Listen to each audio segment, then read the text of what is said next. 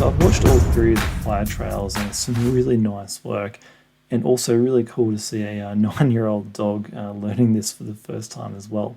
Obviously very experienced dog in other areas, but not in tracking, but still doesn't matter. They're all very capable, and as we see here, Ish does a great job.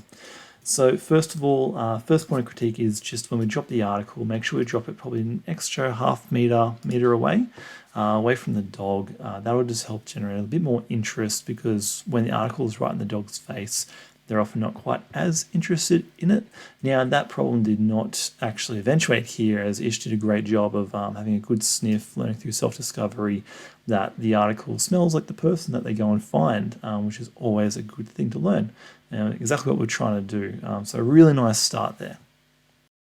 So I don't know how this video is going to quite turn out, as whilst I'm editing it, I'm seeing some glitches in the footage as I'm talking. Although I have seen a nice clean version of what this looks through from start to finish.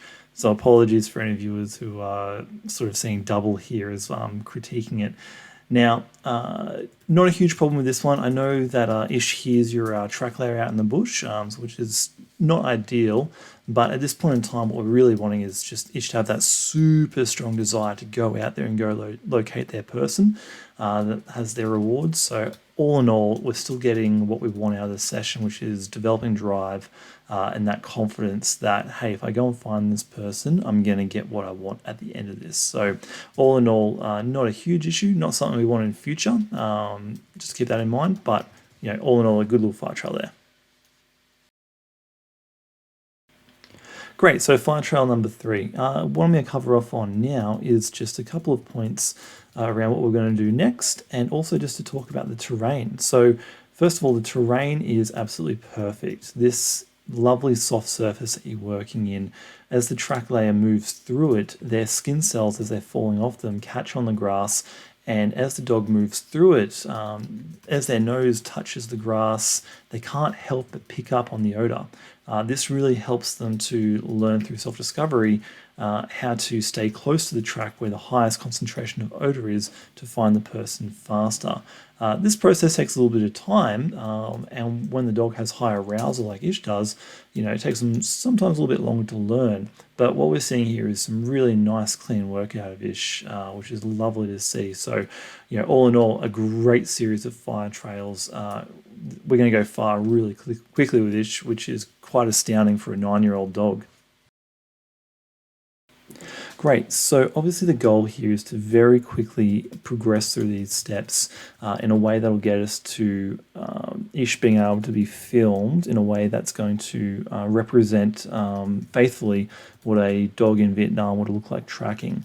Now, the next step that I want to do is, for the series of fire trails, is do them in the exact same way, but maybe double, even triple the distance. Ish definitely has sufficient drive to handle that. And I'd like to, if you can, put a light harness on Ish, and then have a long leash, preferably with no handle on it at the end of it, dragging behind her. That'll go a long way to stepping us really quickly to where we need to be. Now, that long line, we really want to make sure it's something that's not going to stick around trees very much. So might talk to you separately about potentially going and getting something thin from Bunnings that you can just tie a brass clip to attach to the harness, and that way it'll be fairly thin and smooth through the bush. You don't want anything that's really made of biothane, for example, or any of that gripper leash stuff, because that'll get caught on trees and correct the dog accidentally. In a perfect world, I'd suggest go and get yourself a full-blown proper tracking line, but they can set you back a couple $100, which I don't think is necessary for this project. But yeah, so next one's very similar, but add distance, double, triple it, and add a light harness with a long line. We're talking probably about 5 meters, I think, for this next one.